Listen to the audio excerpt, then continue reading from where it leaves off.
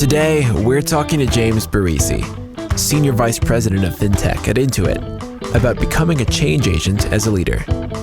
You're listening to Joel Beasley, Modern CTO. James, good to see you. Nice setup. You've got a studio, you got a producer over there? Yeah, I'm set up. Yeah. What? Are you at Intuit right now? I'm at Intuit. They have a really nice, and it's like a living room here. Like it's very chill. It's very nice. You gotta start hosting your meetings from there. That's right. I might start another podcast of some sort. So I got introduced to you through Alex. How did you meet Alex? So I work for Alex. So I am part of Intuit, leading a Fintech organization, and we're driving a lot of transformation. I'm both part of the business unit here with our Global Business Solutions Group, as well as part of the CTO office. So I've got two bosses. Oh, very cool. So one of the things that I like to do at the beginning of the conversations is give some useful leadership insight or advice to the next generation. So my question for you is, when you have a team, correct? You lead a team. What type of behaviors do they do that stand out to you and you're like, that's someone I want to invest in? So I always look for people who are change agents. And in every organization that is growing and expanding and thriving, you always need to be doing something different tomorrow than you are today, because the organization needs to scale, the systems need to scale. And in order to do that well, you need to be having people at every level in the organization who are naturally helping us go from where we are to where we need to be. And so I think that's a very critical skill. It's learnable. And the more people do it, the better they get at it. So what does that look like, though? It would be, it depends on what exactly it is, but somebody who can see, okay, here's the vision of where the company's trying to go, or here's what we're trying to do with our product or our tech stack, or, these are the problems. And they're able to break it down into a vision, be it small or large, on where they need to go, and build a community of people who see the same thing and want to drive change. And it could be either something simple like just process change. Maybe we don't change the technology at all, to we need to come up with a fundamental new technology to accomplish something. But they're able to get a movement going within the organization, if it's a larger organization, and actually successfully build momentum and get buy-in and actually make things happen. It takes a lot of people skills. It does. It's that's why it's one of those really important things. It's both people, it's execution, it's communication, and organizational know-how as well. So you look for change agents. That's what's going to stand out to you. Is there another personality type or trait that stands out to you? Yeah, I could go through. There's a long list. Let's talk about it. There's so many different things that people need, right? It's that self-starter change agent, somebody who's in the details, right? Rolls up their sleeves, understands the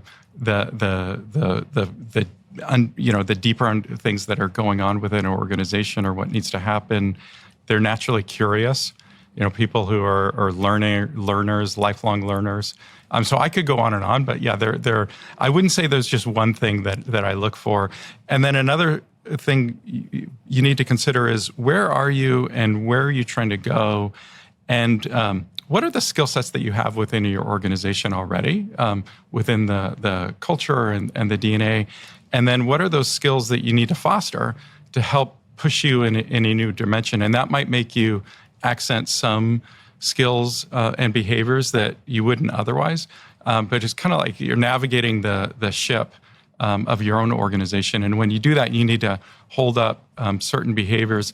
It doesn't mean things that people are doing aren't important, but you're trying to help the organization grow. So you'll highlight and look for people with those missing talents that you need. And do you get to interact at all with like the next generation, maybe like interns or the next cohort of people coming in within the company, or do you just interact with like your level? Oh, no, absolutely. I work to interact with every level. And I think it's super important to do that. You need to be able to go up and down an organization. And what I love doing all through my career, I've done this, is it's a great way to test for an understanding of what might you're trying to drive. So let's say, for example, I've got a strategy, and as you know, with communication in an organization, you can never say something enough times, or people say repetition doesn't ruin the prayer, right? And so we'll be saying, we're going to do XYZ strategy, or let's say in the past it would have been like moving to services, or we're replatforming, or driving this developer productivity initiative. And then I love sitting with the engineers on the ground who are making things happen, and I'll ask them, hey, what's our strategy like? What's important? And test for, are they hearing the same thing? And if they are, or they'll tell you, what's working and not working with that strategy. And it's magic, because you can help diagnose how something's cascading through an organization, and what's working and what isn't working, and adjust, accordingly. Can you tell me about the time that you almost got fired at PayPal? Yeah. So I would say in that case, I was a new CTO. And I discovered a big problem. There was a really large platform initiative and a rewrite that was going on before my time, and it needed a reset. It was big, it was large, but it had some fundamental problems. And I had alignment across all of engineering, right? The tech team, they were afraid. They're like, we've got this big issue, and we need to go a different direction. But what I didn't do was, I hadn't spent enough time building partnerships across the organization, with the business in particular. And in retrospect, I didn't know my audience that well. And I'm direct, and I know what I'm doing. I've done this before. I found that with platform rewrites, I've been doing them all through my career, right? Sometimes you do run into problems, and it's unfortunate, but it's not a big deal, because it's fixable, right? You can always pivot. And I was naive, and I thought my just being forthright, in the details, technical, I had a track record. In the past, I'd done it many times before. I thought that would be enough. But I really hadn't aligned advocates across a bigger organization, especially a global, multinational company. And I didn't really have full context for the history of what I had walked into. And so I think as a leader, one of the messages that I have here is, your job, a leader's job, is to really clear a path for your team. And you need to prioritize, especially if you've got a pivot or something that's bad news. How are you going to get that through and get support for whatever needs to happen across the organization? And so in this case, there was like an international board, and they weren't very technical. And they were frustrated for years. This initiative had been going on, and here I was, the new person walking in, and after years of hearing different stories, I'm coming in with yet another story.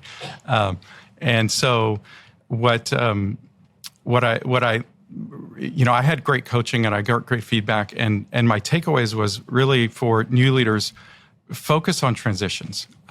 They're important. They're real. You need to manage expectations, build relationships with key stakeholders. And then I think the biggest thing for a CTO, especially in a larger organization, you need to learn lots of languages. You're a translator. You need to understand how the business speaks about the business. You understand the engineering side. You need to understand how to speak product. You need to understand how to speak marketing. And your job is to bring all those together to drive strategic alignment and results.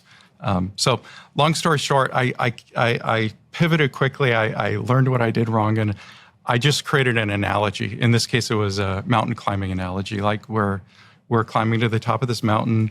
We're at base camp 2. We tried to go up this face, and it wasn't the right one. And we're going to reorient and go up another way, and translate that to the platform. And I think the important thing here is don't admire the architecture, don't admire the technology when you're talking to different audiences, but instead figure out how do you break through with your communication and help orient people on where they are on a journey, especially a big transformation like here's where we are, here's where we're going, and I always be able to come back to that. So in the long run, that board internationally loved me. I was able to come back to them consistently over time, fixing the problems that we had and navigating forward in a way that they could understand and have confidence in. Nice. Good job. Thanks. Now, did you start out as an individual contributor in technology? I did. Where did you start? Yeah, I started out programming. I actually grew up programming. I loved it from an early age.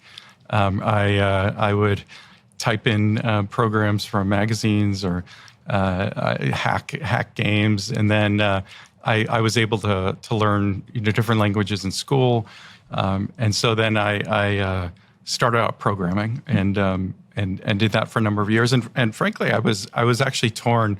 Do I keep programming and go as deep as possible, or switch into leadership and management? It was something that I went back and forth with for a while before finalizing my direction in leadership. What caused you to make that choice? One of a big driver was I wanted to help make sure that the right decisions were being made, the right technical decisions for the sake of whatever the company was going after. And I'd seen a lot of times, in my opinion, the senior leadership didn't really have a deep understanding for the technology or what's happening within the engineering teams. And I was hoping to fuse together great technical understanding and great architectural strategy with great management and leadership, and be able to do those two things well together. So did you think it, for me, I'll share what it was for me. For me, I was at that crossroads, and when I realized that I could do more by learning the communication skills to lead a team of people, that I could amplify myself. And to me, that was attractive, to be able to create a larger impact. But the thing standing between me and the larger impact was the management, communication, and leadership skills. Yeah. So mine was similar. So I actually had been an IC. I'd gone into management. I was leading a startup here in Silicon Valley, and 2 years, very, very aggressive. But unfortunately, like many startups experience, we had to shut down. And after that, I actually switched back and I joined eBay as an architect and engineer. Back to the IC track, and I wanted to go back to my roots.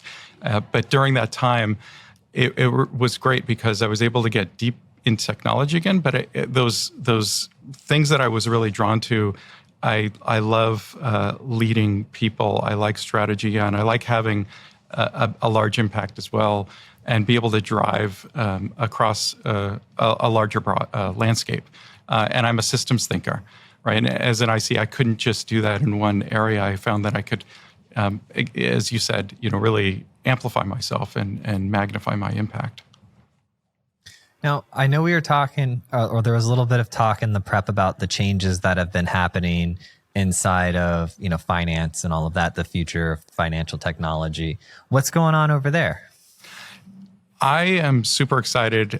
There's always a lot happening within fintech, and we went through a couple of years ago. I'd call it a fintech winter, right? And I just see that there's perpetual innovation, and there are 4 big megatrends happening in fintech that I can walk through that I particularly am excited about. And what I see is within every technology trend that changes society, right? You need the culmination of a lot of things to kind of mature at once. It could be the technology, it could be how humans are interacting with it, devices, et cetera. And then you hit a tipping point. And 4 big trends that I'm tracking are, one of them is just around faster money movement. So the combination of bank payments and instant money is really maturing quickly. And a lot of people, they don't want to use credit. They prefer to either buy now, pay later, or use money that they have. Combined with, you see instant money movement happening like UPI in India, PIX in Brazil. In the US Federal Reserve has rolled out FedNow. And you just see instant money solutions also coming to bear. And then many companies are also simulating instant, where they could use credit or risk models to make it seem like somebody has their money instantly. And so overall, that's just a big trend and is unlocking new experiences. The second thing that is really interesting is digital identity, specifically government-assured digital ID. And it's going to unlock a lot of use cases where you need assurance, or maybe it's an age-based pharmaceutical that you want to purchase. It's going to really help us unlock digital and digital commerce with the next level of assurance. The third big trend is around embedded fintech. I would call it, that's another way of saying digitization, and just the weaving together of an end-to-end experience where somebody wants to get something done, and then the money or the lending or whatever it is that's financial is embedded into that experience end to end. And so at Intuit, that could be us embedding partners into our ecosystem to provide an end-to-end solution for our customers, or we're taking parts of our capability and embedding it in our partner ecosystem. And so that's just something that's accelerating. And we're seeing aggressive growth in embedded fintech. And then the fourth one, of course, I couldn't get through a podcast without talking about AI.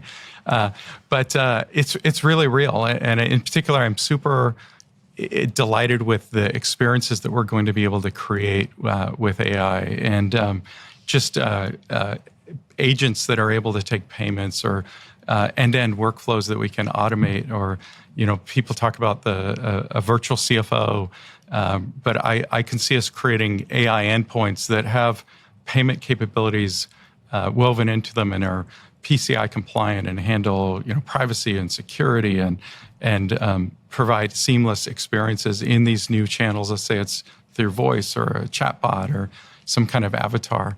Is the fourth trend. So all of these are coming together, and we're doing a lot of work in these areas, and I'm having a lot of fun with the next wave of technology. Well, I've got questions now. Sure. This is the part of the interview where I have questions. No, faster money movement, I see that. So not really a question, more of a statement. Like, I've just seen that trend. So from an outsider, I'm like, yeah, I see that. Now, digital identity, government assured digital identity. Do we have any of this today? Like, is that going on right now or no? Yes, we do. So the standards have been worked on for quite some time. And so I was an advisor on the board of a company that was building the lower level infrastructure. But even today, so I live in California, you can download an app and have a California digital driver's license. And in fact, I also have added it. Apple's extending support for it in the wallet. Now, what I do want to point out, though, the experience has to be phenomenal. And so you still have to beat the driver's license. So the other day I was going through the TSA line here at the airport. So they're doing a test, and there's a placard at the TSA agent's site saying, hey, you want to use your digital driver's license? And I'm like, yeah, I'm going to do it. I pull up my app, and unfortunately it was like, hey, click here to refresh. And I'm like, the line's moving too fast. So I pulled out my license. So that's an example where the technology's coming. And I think we're just at the point where it needs to add value, but it absolutely is. The infrastructure is coming, and it's being woven into the core platforms that everybody uses. Was that a federal thing, or just California as like one-off state thing? Different states are supporting it. So a number of states are supporting the driver's license. But globally, so there are standards around. Yep. So federal level standards. Digital, yeah. Yeah, I got it. Yep. Assured identity in digital. Sense. I wonder if Tennessee, maybe Josh can take a look at that after the interview. Is Tennessee doing that or not? It'd be interesting. That's where I am currently. All right. Now, embedded fintech. So I talked to Shri. I think he's at JP Morgan Chase now. He was at PayPal. And he referred to the embedded fintech as ambient payments. He gave me this example of, when do you actually pay for your Uber? It's like, you don't. It knows you completed the ride, and it just kind of happened in the sequence of things. Are those two different concepts, the ambient payments and embedded fintech, or is it just two different phrases that kind of mean the same thing? Yeah, it's there are lots of phrases that cover it. So those are the same thing. It could be a SaaS platform, embedded payments. Sometimes I use the term payfac as a service, where we're facilitating payments into other platforms. Embedded lending, it's not just payments, but being woven into another platform. Let's say you're buying something. Buy now, pay later is a form of embedded lending, right? And so that absolutely is a trend. And the reason why is, people really want convenient solutions. They want to do the one-click experience. They don't want to come here to, sign up for a service, and then I've got to come over here and I sign up for credit. I come over here and I make a payment. The more we can all make these single click or highly seamless solutions, the better. And then look at where the world is going with like AI, right? At some point, you'll be talking to an agent, right? Let's say a digital agent. And it's going to need to be able to do everything and walk you through whatever service you're signing up for, whatever payments you're going to do, or maybe they're on the back end. And so all of these ambient payments, embedded payments, they all need to work together. Now, first of all, I want to say I enjoy your service because I am a customer, and I have done that instant loan thing like a year ago or so with, the QuickBooks, and it like knew my stuff, and it was just like it was so easy. It was like the easiest thing in the world. And then it took the payments out, and it was great. So that as a customer, I had a great experience, just putting that out there. My next question is about the AI agents. So if you can imagine that in the next year or two, there's likely going to be more AI agents than there are humans, if there's not already. At some point, these AI agents are going to need some autonomy and the ability to transact in payments. Are you seeing anything like that? We're building that, so absolutely. Okay. That is a key part of the future. And in fact, by the time this podcast comes out, we'll have announced a number of new capabilities that we have under the brand Intuit Assist. And so we're rolling out how we can take conversations and documents and turn them directly into estimates and invoices or bills. We're going to just make it easier. Again, it goes back to solving the customer's problems, but we're going to be able to take emails to bills, documents that people upload to bills, and this is just the start of a journey. So I see a generalized need where we're going to be building, let's call it a back-end capability to collect payments across any channel, be it a voice agent, be it a chatbot, be it a multimodal, self-powered assistant. And you're going to want to have it do anything for you, right? It could collect payments, it could make payments, it could manage your money. But I'm always a fan of starting with simple use cases. Like we've got to start with something that's actually solving a customer problem and then expand from there. And that's what we're doing in all of the AI releases that we're making. I could see that next step because I do Firefly's recordings of my sales calls, and we talk about what they need, and then I end up going and like reading through the transcript and like, all right, this is what we're doing, and then plugging it in. And that's just like this manual step that I could easily see being replaced in the future. That's a perfect example, right? Yeah. And then going back to the embedded payments, right? So how do we make it so that our capability, our QuickBooks platform, our Intuit platform, can embed into any kind of experience, and we can power that as part of bringing safe, secure, fast payment solutions wherever you happen to be as a customer. Yeah. Well, like I said, I'm a user of the product. I enjoy it. It's always doing more than I can learn about. Right? It's always like, we can do this now. And I'm like, yeah, that's great. I got that solved over here. But it's good to see it grow. And especially for the people who are just getting started, because now when they join, they can use it to run like the majority of their business versus having to piecemeal different tools together. And so that's going to be really good for you guys long term. Yeah, and I'm delighted you're a satisfied customer, and that's what we strive for in what we're building. It's funny how you mentioned that it does so much you don't even know everything that it's going on. A lot of our customer requests, or when people call us for something, our platform already does it, right? So we have so much capability. It's more than people have time to learn. And that's where I'm so excited where AI can just simplify that, right? Like we can have an expert platform that understands and learns what you're trying to get done, and then it just does it for you.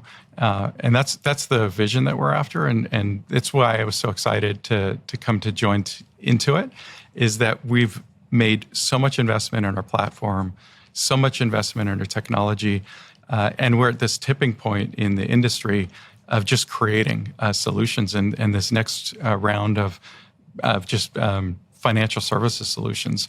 I like to call our opportunity here, it's at Intuit, in particularly in Fintech, is we have an opportunity to build the world's best B2B2C financial network across our giant footprint in business, as well as our consumer footprint. Oh, that's right, because even my brother-in-law's motorcycle shop uses you guys. I'm using you for like business to business, like sponsorships and stuff like that. They're using you with business right to the customer. That's interesting. Yeah, we have the majority of small businesses in the U.S., and so it's across every sector, and so it's a great operating system. And the reason why my role was created is that we hadn't historically done as much in payments. So we have invoicing, we have banking, we do the capital that you're looking for, that you're enjoying, and we're really proud of that. But with the world of digitization, we need to drive that across every single area where people are trying to move money, either getting paid or paying. They don't want to do their accounting. They actually want to be paid or make more money, or they want to get a service. And then the payments should just happen. And the bookkeeping should just happen. And that's where we're taking our technology. Have you guys gotten into Bitcoin at all? Whether you personally or the company?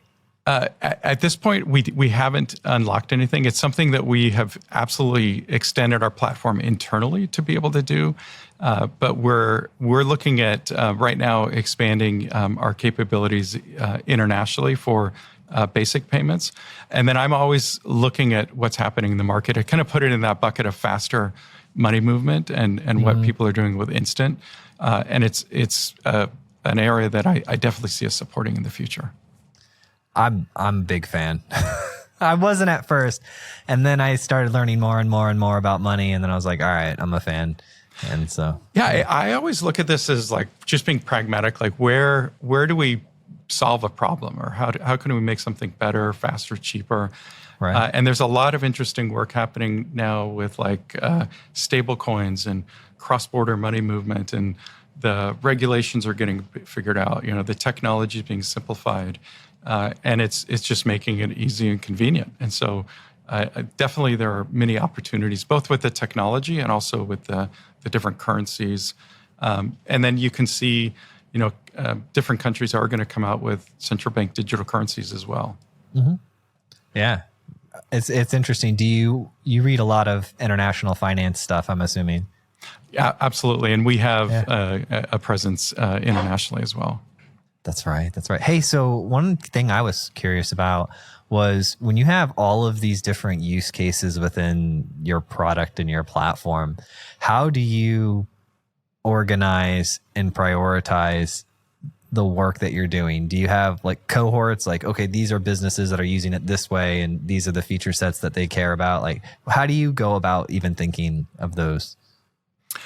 I'd break it into, there are a few different dimensions that we think along, and this is the way I also operate is, let's say at one point it's 70-20-10. So like 70% of what we're doing is on work happening that we're going to materialize in the next year, right? So that are features and functions that are driving the business forward.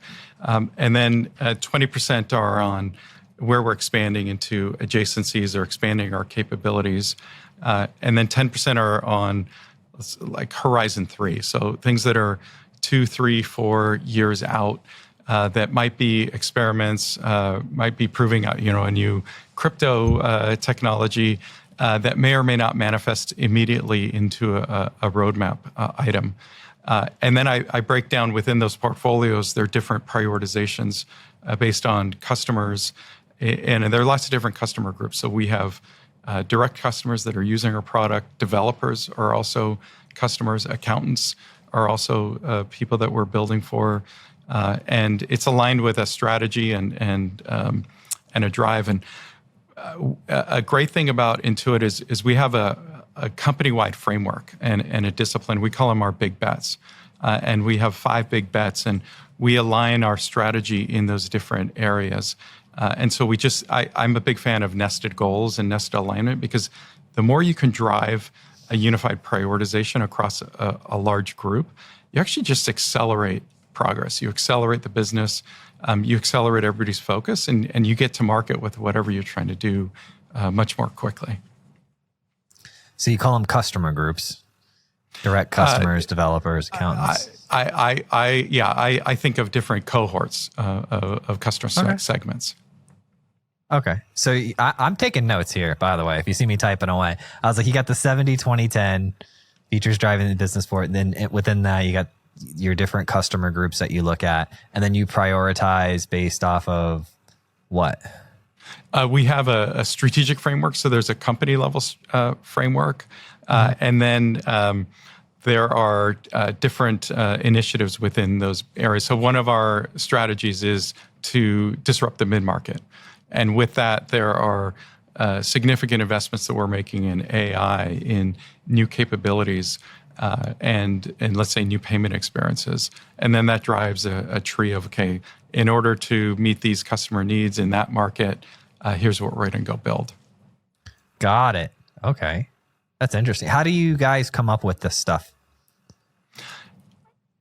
I can be more specific if you want. Yeah, no, I actually love it. So there's a bold vision. Like what I'll say my approach personally is have a bold vision. Like where's the world going? And as I led with those fintech megatrends happening, so where's the puck going in future years? But then back into it, and you don't want to just go invest in something that's 5 years out, but back into it and say where do we have customer gaps or opportunities to provide value in the immediate term that's going to build our product, build on our product strategy, and drive customer benefit. And so it's really sausage making, right? Because you have this Rubik's cube of where you're trying to take your product. What you're trying to do with the business, what's happening in the outside world, and balancing all of these different factors together so that you come up with a ranked ordered list of priorities and initiatives. You got some smart people over there. Alex is great. I asked him who the smartest person he knew as leader was at any company. He told me it was you. Oh, I'm not lying. Do you know humbled. that? Do you know that's how I found you? I'm very, very honored. Yeah. But one of the things I strive for is to hire people better than me, and so there are lots of people out there, and I'm only as good as the. Well, you're doing a horrible job at that. No, I'm doing a great job at that. That's why it looks like I'm so smart. You've given some amazing insight. I love the strategic framework. Now, as far as coming up with that, is it an offsite? Who comes up with that strategic framework that you then align your goals to? I personally really like to work with a team where there's both a combination of tops down, here's what we're seeing strategically, and then listening for where are there holes in it, what are we missing, how do we refine it, and it's a combination of a series of discussions, offsites, workshops to synthesize, refine, and then most importantly prioritize. Because I don't know about you, but there are a million things that I have on my list that I'd love to go do. You can't do everything. You've got to prioritize, and you also, when you come out of a prioritization, you want alignment. Not everybody can be happy. Not everybody's pet projects can happen, but you want to drive a process, and there are lots of tools and frameworks on how to do it. But when you come out the other side, you've got a short list of your top priorities, and you've got leadership and your team backing. Yes, those are absolutely. If we had to do it, those are the ones to go after. And then you step forward and you go execute. And the thing I'd really highlight is having the right idea or the right priority isn't good enough. It's all about execution, right? You know that famous quote, what is it? Vision without execution is hallucination. So it's more important that you go make those priorities happen. And in the course of making them happen, you're going to need to pivot and adjust, and you're going to learn information. Maybe you need to slightly change it. But really, in today's world, it's all about speed, execution, adaptability, and keeping that North Star is like, what are you doing for your customer? Like, okay, this strategy is great, but what end customer benefit is it going to bring? And you keep that in focus about like really driving something for your customer, and it's going to help be your compass as you navigate through that execution. I love it. Well, if there's only one thing you could say to the next generation of tech leaders, what would you say to them? I would say get comfortable with being uncomfortable.